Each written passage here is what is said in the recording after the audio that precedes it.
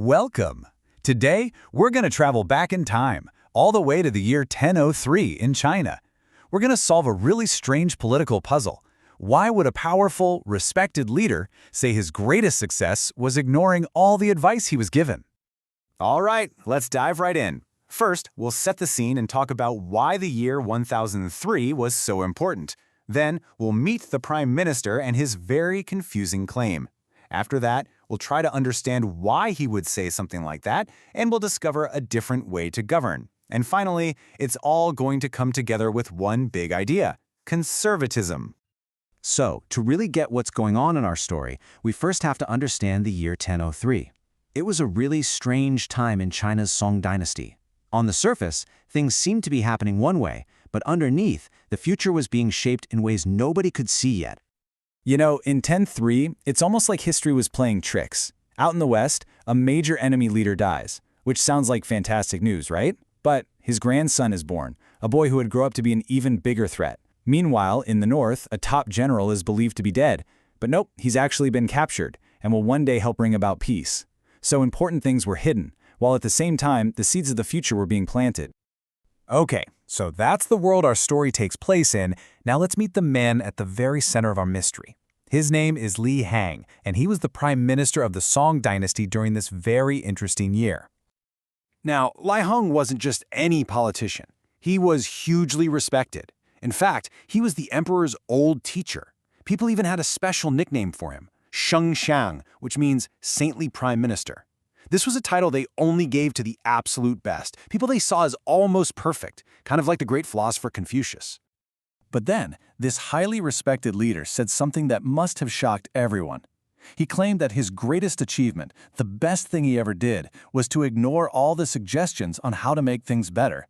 I mean, that sounds completely backward, doesn't it? Why would a wise leader be proud of doing nothing with the advice he got? This is the puzzle we need to figure out. This idea of ignoring advice, it really goes against everything we're taught. From a young age, we hear, you should listen to others, two heads are better than one. So we have to ask, what did Li Heng see in these suggestions that most of us miss? Well, Li Heng and other thinkers who came after him argued that advice isn't always as good as it seems. First, there's hidden self-interest. The person giving advice might be trying to help themselves, not the country.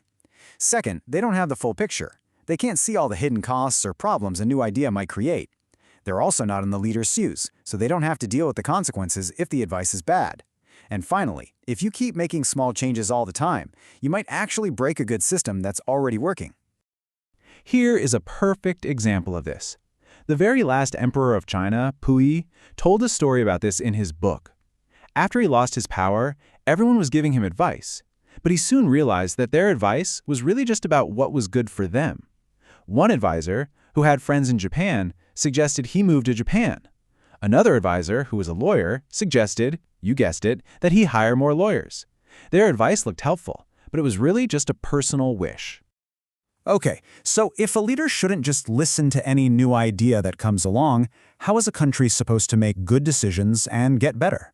Well, the philosopher Wang Fuzi offered a really clear system for this, a way to govern without getting lost in a flood of suggestions. Wang Fuzi's system basically has 4 levels of listening.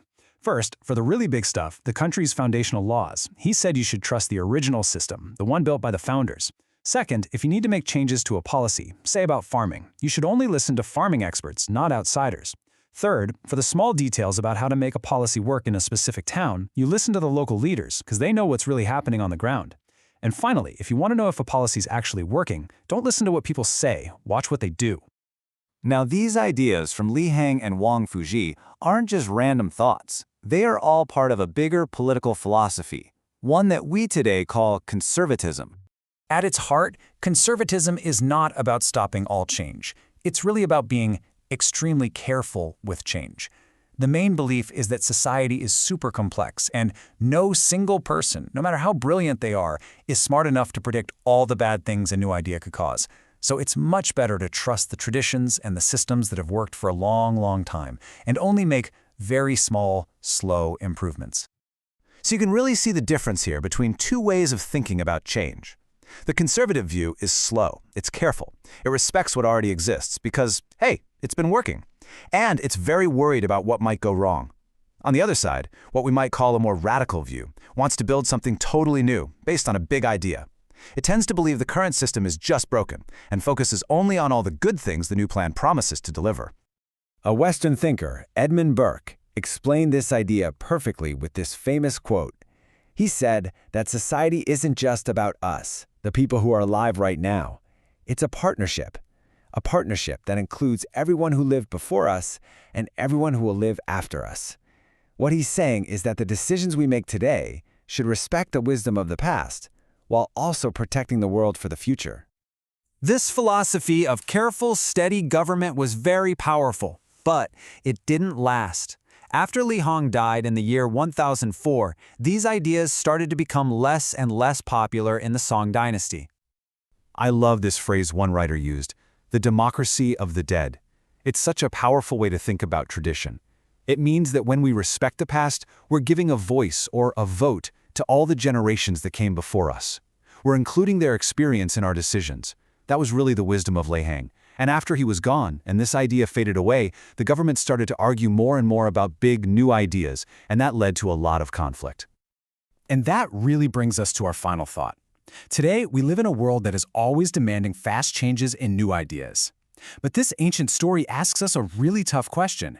In our rush to build a better future, how much should we be listening to the quiet voices of the past?